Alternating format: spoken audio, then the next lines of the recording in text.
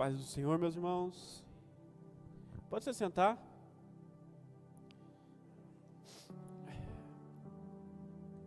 Meus amados. Obrigado, meu querido.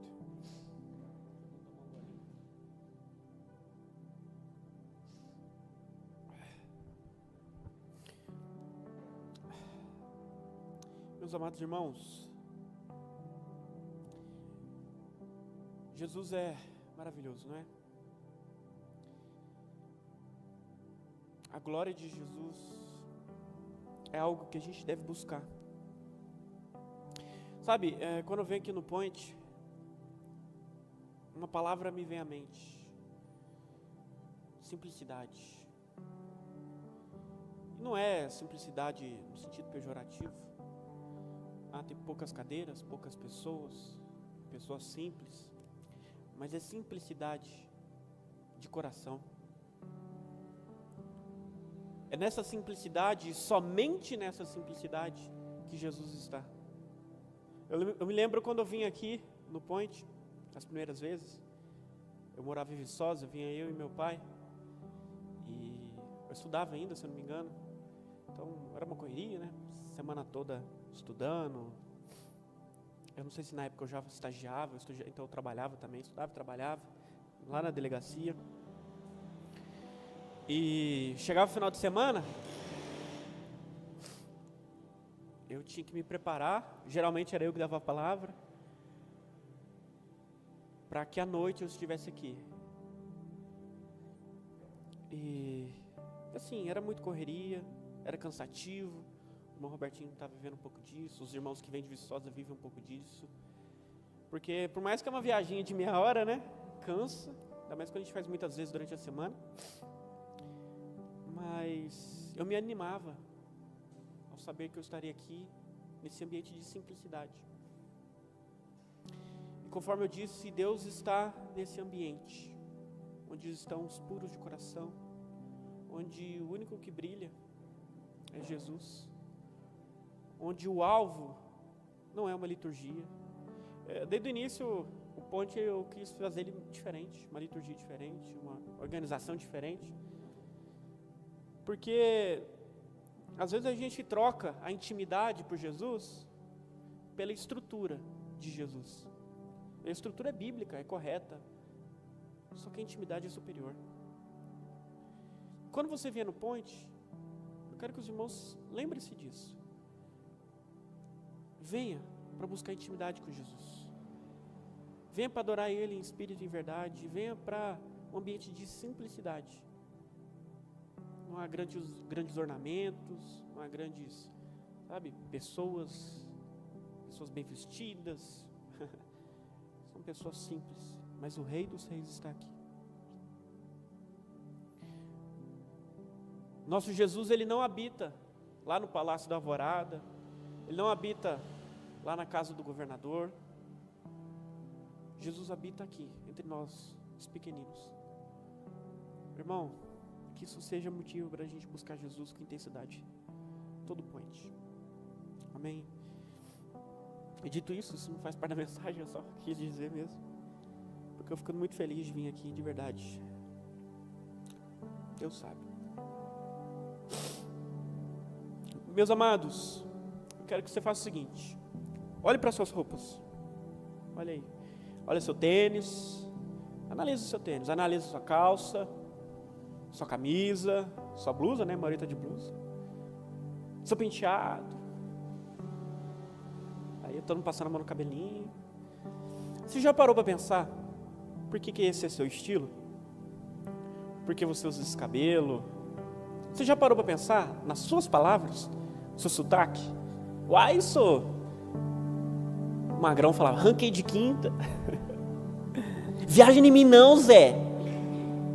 Você já parou para pensar por que você fala isso? É a mesma, tem a ver com a sua roupa, seu vestimento. A gente se porta, fala, veste assim, porque na nossa geração, as pessoas da nossa idade, ou as pessoas que admiramos, elas se portam assim, elas se vestem assim, elas falam assim. O seu sotaque é com base na sua cultura, mineirês aqui. É esquisito, até esquisito, né? Quando eu escutei um pessoal, eu vou citar nome, mas tem um pessoal que fala assim, isqueiro. E é mineiro, e fala isqueiro, vou nem olhar para a pessoa, está aqui no nosso meio.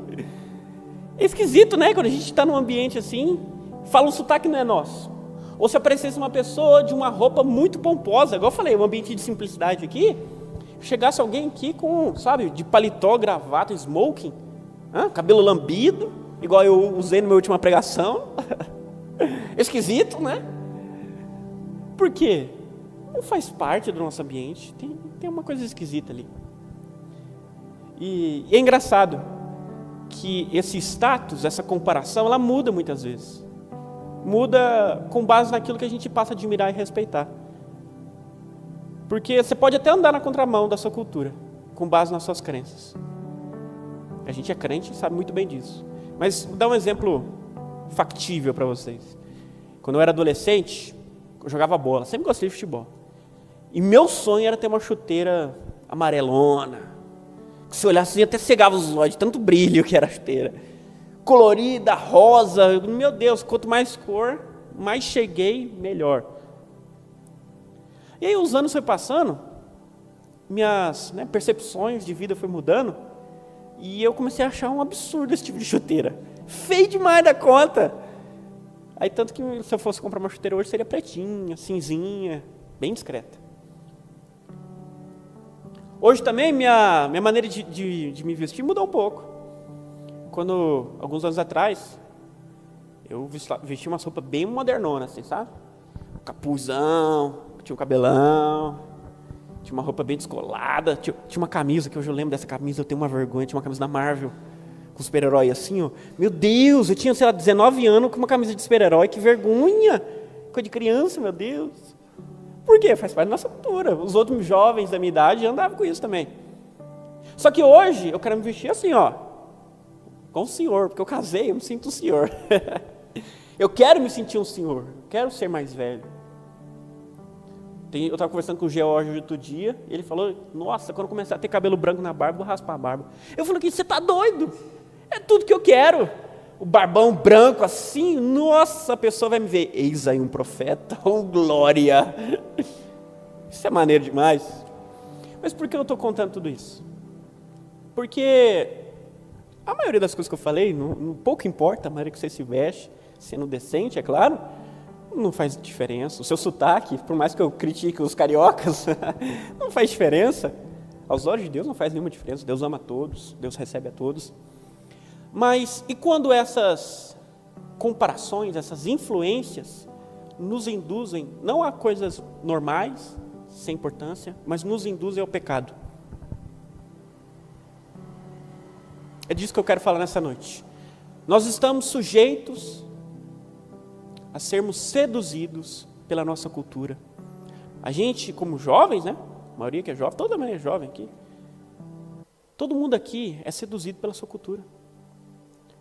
O adolescente, principalmente, ele quer falar igual os outros adolescentes. Ele quer vestir, ele quer ir nas mesmas festas, nos mesmos ambientes, sabe? E quando ele para pensar, vai passando os anos, ele vai descobrindo que nem gostava daquilo. Por isso que eu contei minha história aqui. Era porque eu gostava disso, sei lá, na época da chuteira era o Neymar, né? Neymar coloridão, cabelão assim. Mas aí, quando o mundo, as pessoas nos induz ao pecado, será que a gente está copiando eles também? É um alerta que eu quero fazer aos irmãos nessa noite. E para isso eu quero usar a história de Belsazar, para ilustrar. Daniel capítulo 5, versículo 2, versão NVT. Está escrito o seguinte.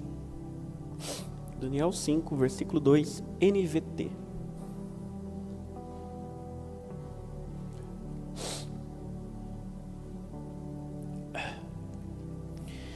Enquanto Belsazar tomava vinho, ordenou que trouxessem as taças de ouro e prata que seu antecessor, Nabucodonosor, havia tirado do templo de Jerusalém.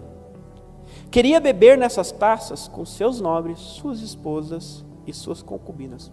Quero que os irmãos reparem nessa última frase. Ele queria beber nessas taças com quem? Seus nobres, repitam, nobres, esposas, concubinas. Ele chamou geral para tomar um vinhozinho com ele nessas taças. Versículo 3. Então trouxeram as taças de ouro do templo à casa de Deus em Jerusalém, e o rei e seus nobres, suas esposas e concubinas beberam nelas. Perceba que repetiu. Enquanto tomavam vinho, louvavam seus ídolos feitos de ouro, prata, bronze, ferro e madeira. Eu vou contextualizar aquilo que nós acabamos de ler. Belsazar era filho ou neto, a gente não tem uma certeza histórica, de Nabucodonosor. Algumas pessoas acham que Nabonido, se eu não me engano é esse o nome, que era na verdade o filho de Nabucodonosor. Mas sem dúvida nenhuma, Belsazar fazia parte da linhagem real, tanto que ele governava e co-governava a Babilônia. E logo depois do reinado de seu pai, de seu antecessor, ele passou a governar e ele reinava com mão forte. Ele era poderoso. Mas o poder dele não vinha de suas próprias capacidades. Tanto que, se você continuar lendo o capítulo, vai ver que ele foi o último rei da Babilônia. Porque ela caiu na mão dos medos e dos persas. E ela caiu porque ele era um homem arrogante. Ele era um homem orgulhoso. Na Bíblia, o contexto histórico aqui não está muito claro, mas se a gente for estudar arqueologia, algumas pessoas que se debruçaram nesse grande império da Babilônia, eles acreditam que durante essa festança que Belsazar estava oferecendo, esse banquete aos seus nobres, suas esposas e concubinas, às portas da Babilônia estava esse império, os medos e os persas, acampando. E quando tem um inimigo na porta da sua casa, com a espada na mão, qual é a sua postura? Eu vou me defender, vou me preparar, guardas fiquem ali, ferreiros vão produzir mais espadas, eu vou me preparar. Mas ele era tão orgulhoso que ele começou a festejar. Como eu falei, isso não está na Bíblia, mas é uma questão histórica, para a gente contextualizar melhor o que se passou aqui. E a profanação dele, o orgulho dele foi tanto, que ele quis se colocar numa posição que nem o pai dele, mesmo sendo, de fato, um imperador grande, sábio e poderoso, não fez. Nabucodonosor roubou de Jerusalém, quando destruiu Jerusalém. Eu preguei domingo um pouco sobre isso. Os irmãos já estão meio que sabendo como é que foi o final de Jerusalém. Ele tirou do templo do Senhor as taças, as bandejas, todos os utensílios de grande valor. Tinha coisa de bronze, de prata, de ouro. Ele tirou e levou para a Babilônia. E ficou lá, encostado por vários anos. Mas Belsazar, nessa mesma festa, ele mandou chamar os empregados e buscar esses objetos, esses utensílios, porque eles queriam beber, ele queria beber o vinho da festança dele, de orgulho, de profanação, nas taças do Senhor. Isso foi a pior e a última coisa que esse homem fez. Porque quando nós lemos mais para frente, a gente vê que uma mão de fogo, isso aqui é top demais, gente. Top demais. Uma mão flamejante apareceu no meio da festa. Imagina uma mão de fogo aparecer aqui. E o dedo indicador começou a escrever na parede, perto do candelabro. Mene, mene, tekel, parsim. A Bíblia diz que Belsazar estava no trono e ele ficou com tanto medo que as pernas dele começaram a bater uma com as outras assim. Igual o Kiko, já viu o filme da série do Chaves? Ele batia assim. Ele estava apavorado. Ele viu aquela mão de fogo escrever isso. E ele não sabia do que se tratava, então mandou chamar seus astrólogos, seus sábios, todo mundo do reino. E ninguém soube interpretar. Então, a mãe dele falou assim: meu filho, tem um homem da minha época, da época do seu pai, que esse homem, nele tem o Espírito de Deus. E esse homem é o autor desse livro, o profeta Daniel. Daniel foi chamado a essa sala do banquete. E quando ele chegou lá, Belsazar falou assim: Daniel, eu sei que em você é o Espírito dos deuses. A ti foi dado conhecimento e sabedoria como a nenhum outro. Nenhum dos meus sábios consegue interpretar o que está escrito aí. Se você fizer isso, eu vou te encher de riqueza, de ouro, eu vou te fazer o terceiro no meu reino. Eu acho engraçada a resposta do Daniel. Daniel olha para ele e fala assim: fique com seus presentes, eu não quero nada disso. Ele olhou para a inscrição e começou a interpretar. Olha só, tem que ser um homem corajoso, né? E nesse texto, era aramaico, né? Mene, mene, tekel, parsim, estava escrito o seguinte: você foi contado, mene significa contado, você foi pesado, achado em falta, e seu reino foi dividido. Tekel significa pesado, e parsim significa dividido.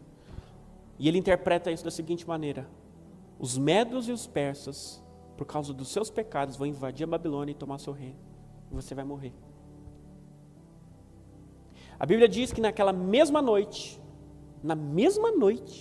veja bem, os medos e os persas invadiram Babilônia e matou todo aquele povo e o rei naquele banquete. Daniel permaneceu vivo.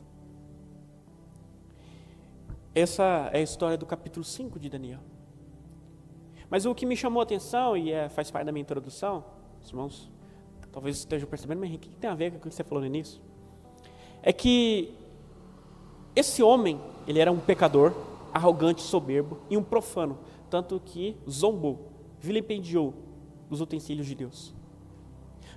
E isso lhe causou a morte, isso lhe causou a ruína. Estão comigo, gente? Estão entendendo?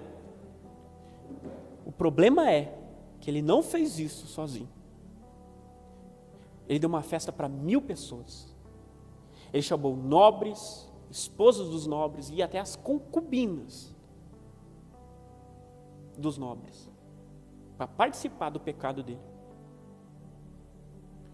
E talvez essas 1000 pessoas poderiam estar vivas. Com certeza a maioria ficaria viva, penso eu. Ou pelo menos não morreria naquela mesma noite. Mas por eles estarem lá e participarem do pecado de Belsazar, eles foram mortos. Eu tiro dessa lição, dessa palavra, desliga lá, é a lâmpada que queimou, eu acho. Eu tiro dessa palavra 3 lições. A primeira lição é o seguinte: o pecado, meus irmãos, o pecado busca companhia. Toda vez, ou grande parte das vezes, que uma pessoa ela escolhe estar em pecado, ela busca influenciar, arrastar outras para o mesmo caminho, como Belsazar fez com seus nobres. Eu não sei se os irmãos se recordam, penso que sim, uma das histórias mais ditas e pregadas da Bíblia, Adão e Eva. Eva pegou o fruto que Deus proibiu, que nem ela nem o marido dela podiam pegar e comer. Ela foi lá e comeu. Não é a maçã não, viu, gente? Penso que é a maçã. Comeu o fruto. Depois que ela comeu, ela cometeu um pecado. Foi desobedecer a Deus, foi o primeiro pecado. Ela viu aquilo, em vez de se arrepender, em vez de buscar ajuda, em vez de sentir vergonha, ela foi até Adão e deu para ele o fruto, para comer também. Para que o marido dela participasse do mesmo pecado. E os dois caíssem juntos. Adão, bobão, né? Ó, você que é homem? Cuidado com aquilo que sua mulher te manda fazer, viu? Seja o líder da sua casa. Guie ela para a santidade, para a perfeição. E não passe mão nos pecados da sua esposa, ou do seu marido, ou dos seus filhos, ou das pessoas. Eu quero que os irmãos percebam esses princípios, né, nessa história. E aí ele comeu e os dois foram expulsos do Éden. A mulher foi dado o desprazer de sentir grande dor ao dar à luz.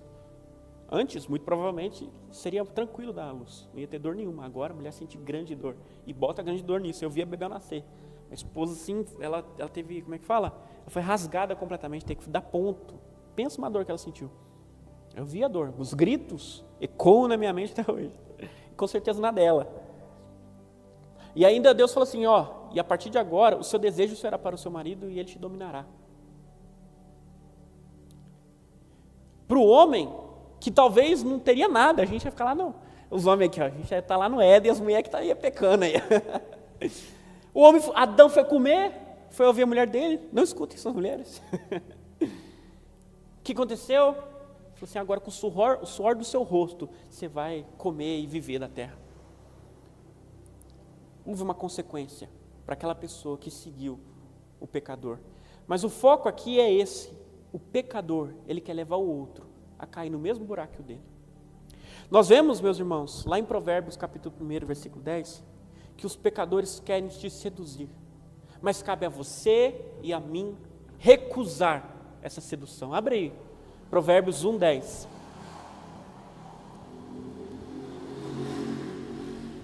Meu filho, se pecadores quiserem seduzi-lo, não permita que isso aconteça. Eu quero que os irmãos reparem que isso aqui cabe a mim e a você. Não permita que isso aconteça.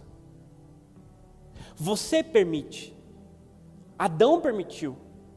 Quem pecou foi o outro, mas Adão permitiu. E ele participou. Os nobres, as concubinas, as esposas, todos que estavam com Belsazar, eles não foram a força motriz do pecado, mas eles estavam ali, eles permitiram, eles quiseram. Cabe a você, meu irmão, não permitir isso. Nós vemos em Salmo 1, capítulo 1, versículo 1, a Bíblia fala para não andar, não se assentar na roda dos zombadores, dos escarnecedores. O simples fato de você se assentar junto com pessoas que você sabe que levam uma vida devassa, te coloca no caminho de ser seduzido. Seus irmãos entenderam o que eu acabei de falar?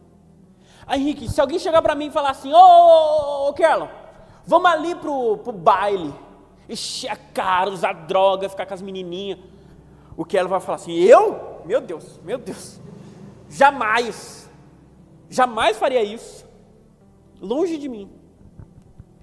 Mas o simples fato do Kerlon ser amigo de pessoas, ser próximo, ser confidente de pessoas que levam uma vida de participar de bailes e dessas orgias e dessas festas desregradas, coloca ele no caminho de ser seduzido. Porque hoje você diz não, mas e amanhã, semana que vem? A Bíblia nos garante e nos deixa isso muito claro. O pecador sabe seduzir. O pecador sabe enredar o homem justo e piedoso, com discursos, com ações. Veja o fruto. Quando Eva pegou o fruto, a Bíblia diz que ela viu que o fruto era bonito e agradável de se obter conhecimento. Então olha só, o pecado é gostoso e é bonito. Mas se você quer ficar com uma menininha, a menininha é bonita. Você quer ficar com o menininho galã. Todo mundo fica, olha só, eles namoram, eles têm, nossa, que delícia, que legal, eles namoram. Eu quero dar um presente para o meu namorado.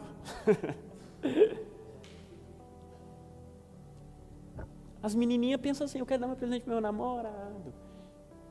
E os meninos assim, eu quero uma mulher para me ficar, para me dar uns beijos nela, que eu estou na seca. Meu irmão, isso acaba acontecendo porque você vive, você está no meio disso, na sua juventude, na escola, na faculdade. E você, no fundo, você quer isso, é natural. É uma tentação nossa, do homem e da mulher. A mulher quer estar num relacionamento, uma proteção, quer um abraço de um homem. O homem quer um contato físico, um beijo, quer sentir... Você sabe que tem isso dentro de você. Por mais que a gente fale, não, eu não, jamais, eu. Não, meu irmão, você tem isso dentro de você. Não estou procurando um homem não, você ora para Deus pedindo homem, você fala que não quer homem. Eu estou de boa. Aí você vê uma menininha, você fala, meu Deus, será que é ela? Eu não vou nem falar o que eu pensei aqui. Mas os meninos entenderam. Então, meus queridos, tomem cuidado para vocês não andarem com pessoas, porque elas vão te influenciar. E aquilo que está dentro de você vai acabar saindo para fora, porque você se acostuma com o meio que você está. Amém? Entenderam isso? Segundo, o prazer do pecado que é a aprovação. Aí entra a questão do status. Em Romanos capítulo 1, versículo 32, fala que os pecadores, eles trabalham com aprovação. A Bíblia nos mostra isso claramente. Pode abrir, vamos ler o Romanos 1, 32. Sabem que, de acordo com a justiça de Deus, quem pratica essas coisas merece morrer, mas ainda assim continua a praticá-las. E o que é pior, incentiva outros a também fazê-los. O status funciona da seguinte maneira: eu peco, eu erro, eu falo mal, eu cometo fofoca, eu me iro. Eu sei que isso é errado e eu incentivo os outros a fazer. E quando os outros não fazem, aí eu começo a humilhá-lo, começo a zombar dele, começo a taxar ele de nomes. A gente está usando muito esse exemplo de ficar com menininho, com garotinho, né? Porque é o que está na vida de vocês agora, essa é a fase de vocês. É o que mais o Satanás atenta a vocês. Isso, pornografia, masturbação. Quando você não participa da imundície desses jovens, eles começam a rir de você, te taxar de quadrado, de louco.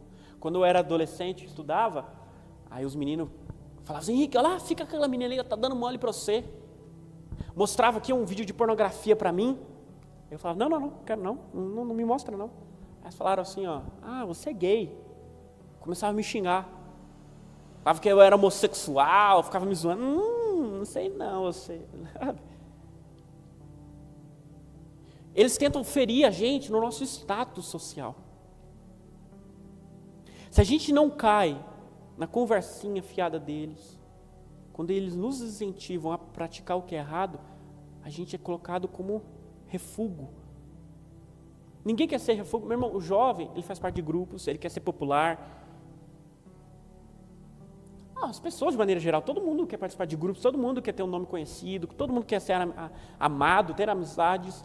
E o pavor da nossa geração é ser esquecido, o pavor da nossa geração é estar sozinho. Tanto que, por incrível que pareça, é paradoxal, mas umas pessoas tendem a se isolar porque não querem se mostrar e serem isolados. É isso. Ela fala assim, se eu me mostrar, as pessoas, o status social vai me isolar, porque elas não vão gostar daquilo que eu sou, daquilo que eu penso. Então, para que isso não aconteça, eu me isolo. A timidez, o medo, age assim. Isso é covardia. A timidez, nesse aspecto, é covardia, meu irmão. Não pense que, eu não me misturo. Tem gente que fala, eu não me misturo, eu sou diferente. Mas você é diferente por quê?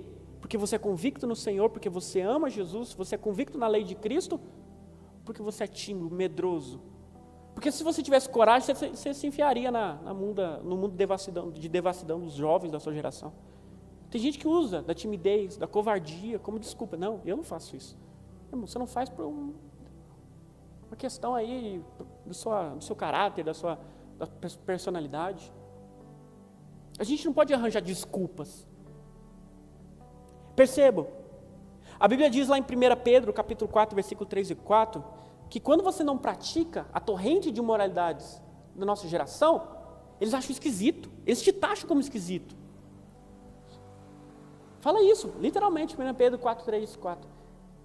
Eles acham estranho, você é taxado como estranho. É muito difícil o crente ser aplaudido na escola, no emprego. As pessoas nos admiram secretamente, elas veem o nosso domínio próprio, elas veem o fruto do Espírito na nossa vida, a nossa paciência, o nosso amor, e internamente elas respeitam isso, mas elas dão vazão à inveja, à ira, começam a nos perseguir, nos humilhar, quando você não se deixa ser enredado por eles. Então fique tranquilo, meu irmão, faz parte da vida do crente.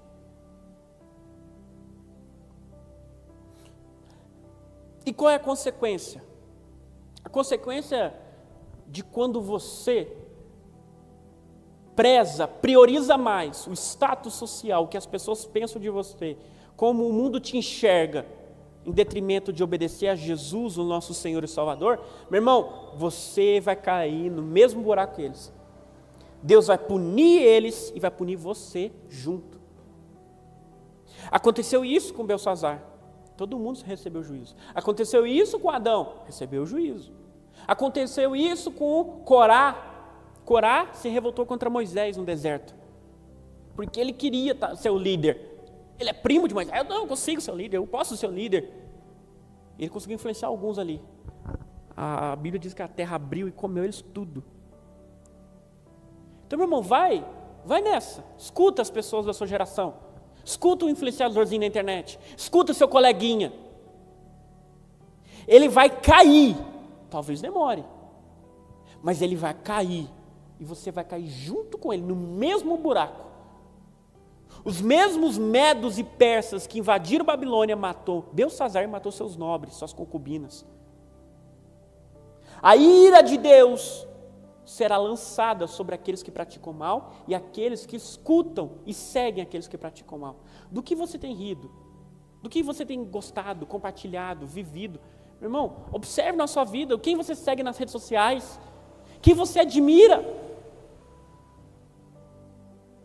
Quem você admira, meu irmão? O fim dessas pessoas que você admira vai ser o mesmo seu, só pelo fato de você admirá-los. Porque inevitavelmente você começa a copiar. Os irmãos estão entendendo a mensagem? Então é muito perigoso você gostar de influencers, respeitar pessoas na sua escola, na sua cidade, no seu bairro, que elas são imorais e devassas. Você tem que respeitar e buscar copiar os passos de bons homens, de homens de Deus. É loucura, por exemplo, a gente olha para a vida do Moisés, nosso irmão aqui da igreja, as pessoas, nossa, 3 filhos no mundo desse. O Moisés, aí ele se veste de um jeito muito quadradão. Para o mundo isso é loucura, para o mundo o Moisés é doido. Mas é pessoas como Moisés que eu admiro. Eu estou tentando vestir igual Moisés. Quero ter um monte de filho para a glória de Jesus. As pessoas podem rir, zombar, mas eu não admiro aqueles que dizem que filho é trabalho. Eu não admiro aqueles que vivem, que se colocam numa posição de sensualidade, usando roupas indecentes. Eu não admiro, eu desprezo, eu tenho nojo. Na minha adolescência, se eu visse uma mulher com roupas apertadinhas, eu ia me sentir tentado a olhar e desejá-la. Hoje eu vejo, grande parte das vezes, me dá nojo. Estou vendo um filme, parece uma mulher vulgar, eu tenho nojo. Eu vejo uma mulher andando na rua, eu tenho nojo, não dela, eu tenho misericórdia da vida dela, eu amo essa mulher, mas eu tenho nojo da sensualidade, do pecado dela. Porque eu não admiro, eu não sigo esse mundo caído. Eu admiro Jesus Cristo, eu admiro os apóstolos, eu admiro os homens de Deus. Eu quero ter o final da vida desses homens. Eu olho para John Wesley e eu quero orar como John Wesley, eu quero pregar como John Wesley. Eu olho para Charles Spurgeon, eu quero ser um príncipe dos pregadores, igual ele era. Pregar mais de 25 mil pregações, sermões, eu quero. Eu olho para George Whitefield, eu quero pregar da maneira que ele pregava, a ponto das pessoas caírem no chão amedrontadas, com medo de Deus. Eu quero isso. Eu quero pregar como Hernani Santos e as pessoas serem batizadas no Espírito.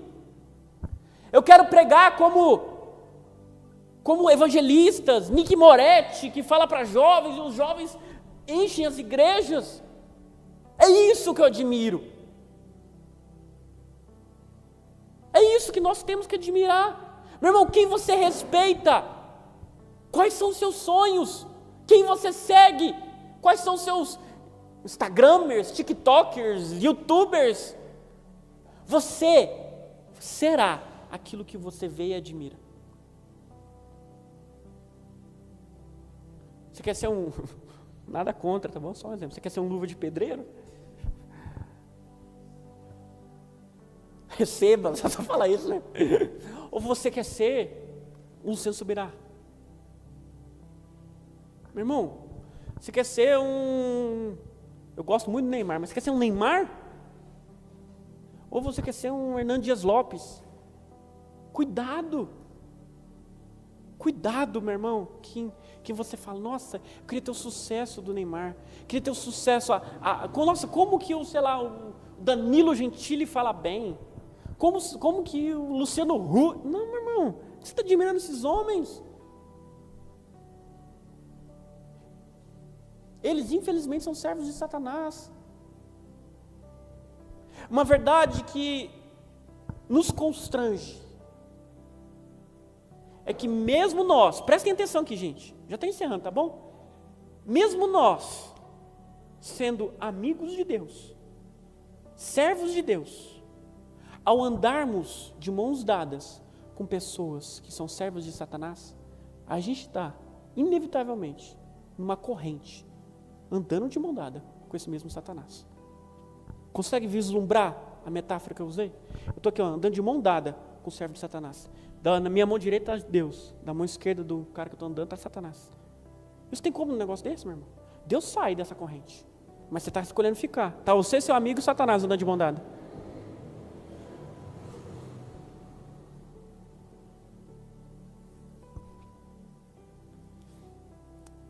Então, Henrique, como que eu faço? Como que eu reajo diante disso tudo? Romanos 12, 2. Sibeli citou isso na quinta-feira. A gente não pode se amoldar ao padrão desse mundo. Rejeite o mundo. O mundo quer te colocar, Regiane, quer te colocar numa caixinha.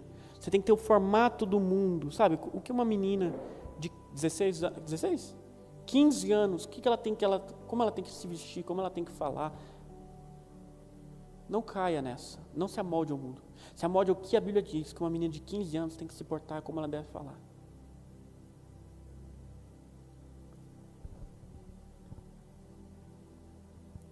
Primeira Coríntios 15, 33, nos faz um alerta, que eu já tenho dito, mas eu quero deixar isso claro, para que os irmãos saibam que isso não é coisa da minha cabeça.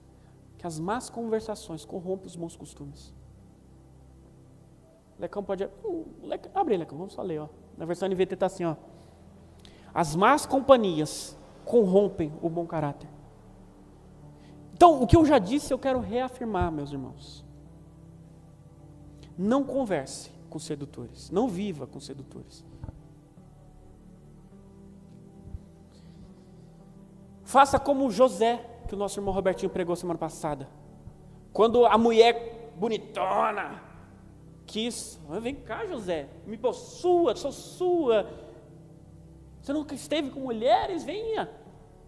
O cara fugiu peladão para não pecar contra Deus. Ainda foi injustiçado. Foi preso. Mas esteja disposto até a sofrer as consequências para fugir do pecado. Aconteceu isso com Daniel. O mesmo Daniel, do livro aqui que a gente leu. Ele chegou na Babilônia, eu falei disso nesse domingo. Ele chegou lá na Babilônia. E aí, Nabucodonosor, ele participava dos manjares dele aos seus sábios. Daniel e seus amigos falaram assim, a gente não vai participar desses manjares. Que a gente coma só alface, só legume. Mas a gente não vai comer o que o rei come. Então, meu irmão, perdeu um churrascão bom demais, perdeu um estrogonofe, uma lasanha. Comia só alface, misericórdia. Para não participar das comidas consagradas a falsos ídolos. Para não comer aquilo que a lei proibia deles comerem. Então a gente tem que estar disposto a sofrer as consequências, a perder um pouco, para ganhar mais à frente. Você vai ser zombado, vão rir de você, mas isso é o preço do discipulado, é o preço do evangelho. Jesus falou, quem quiser seguir, não vai ter onde morar, não vai ter onde reclinar a cabeça, não vai poder olhar para trás, não vai poder sepultar os pais. Na verdade, seus pais vão te odiar, as pessoas vão te odiar. Da mesma maneira que zombaram e mentiram sobre mim, vão zombar e mentir de vocês. Meu irmão, isso é a vida cristã comum, base. Mas aqueles que persistem em fazer o bem, não se vendem, não se deixam seduzir e não participa dos pecados dos pecadores, meu irmão, esses, a semelhança de Daniel, se manterão vivos, bem e serão honrados quando os perversos caírem. Porque Ciro honrou, Ciro era do reino Medo-Persa, ele honrou Daniel. Essa galera tudo morreu, Daniel permaneceu honrado até o último dia da vida dele. Foi tratado com honra, foi elogiado. Então, meus queridos, eu concluo a mensagem dizendo isso a vocês. Quem peca, leva outros a pecarem. Mas, o contrário disso é verdade. Quem se santifica, quer levar outros à santidade. Busque pessoas honradas, santas, piedosas, para você andar, para você respeitar. Olha aqui, o Robertinho, meu irmão. Robertinho é um homem para você se espelhar. Um homem de Deus, com caráter de Jesus Cristo, com sucesso na vida profissional. Se espelhe nele. Até é bonitão, tem um corpo bonito, se veste bem, meu irmão, sim, você pode olhar tudo nele. Menos o time que ele torce, Cruzeiro é ruim demais da conta. Mas nem todo mundo é perfeito, né? Olhe para homens de Deus da nossa... O pastor, admiro, amanhã é aniversário do pastor. Inclusive, depois eu quero pedir para os irmãos gravarem um videozinho aí para o pastor, individual, a gente gravou lá no céu. Homens como pastor, eu admiro o pastor. Eu admiro, não é porque é meu pai não, porque eu nunca vi um homem com a fé dele. Não conheço, gente. Eu falo, nossa, tal situação, está acontecendo isso, será que... O que eu faço? Eu acho que não era para eu ter feito isso. Você está doido, Henrique? Não, vai dar certo, é só um período. Tudo que eu falo, ele dá uma palavra de fé para mim. É impressionante, eu nunca vi meu pai sem fé. É loucura isso, eu acho loucura. Eu cresci pensando o seguinte, meu pai, ele sabe de tudo. Meu pai tinha uma resposta para tudo, ele tinha saída para tudo, ele era extremamente sábio. Até hoje eu penso, levar um enigma para o meu pai, uma decisão para o meu pai, ele vai saber solucionar. Eu admiro pessoas como meu pai, como o Robertinho, como homens de Deus que eu citei aqui ao decorrer da pregação. Meu irmão, cuidado. Cuidado com quem você ama, admira. Cuidado com o que você quer ser. Com quem você está se comparando. Amém? Fique de pé, vamos orar. Eu sei que talvez tenha sido uma palavra com princípios que a gente no fundo sabe, não estou falando nada novo. Às vezes os irmãos esperam, né, que o pregador venha e fale coisas assim, nossa, explodir a cabeça, nunca parei para pensar nisso. Mas são essas ministrações de princípios que nós já sabemos que mais deve ser pregado. Porque o ser humano tende a esquecer aquilo que sabe. Tende a fechar os olhos para aquilo que já viu. Por isso que a Bíblia fala do primeiro amor. A gente ama com total intensidade. Conhece Jesus, nossa, numa força, num vigor tremendo no início da nossa jornada. Aí vai passando os anos, os meses, os anos. Parece que o nosso amor vai diminuindo. Porque a gente se esqueceu de onde a gente estava, o que Jesus fez por nós. A gente se esqueceu da simplicidade. Então, meu irmão, é uma mensagem simples, para um culto simples, para pessoas simples. E é nessa simplicidade que mora Jesus Cristo. Feche seus olhos. Supremo Deus, bondoso Pai.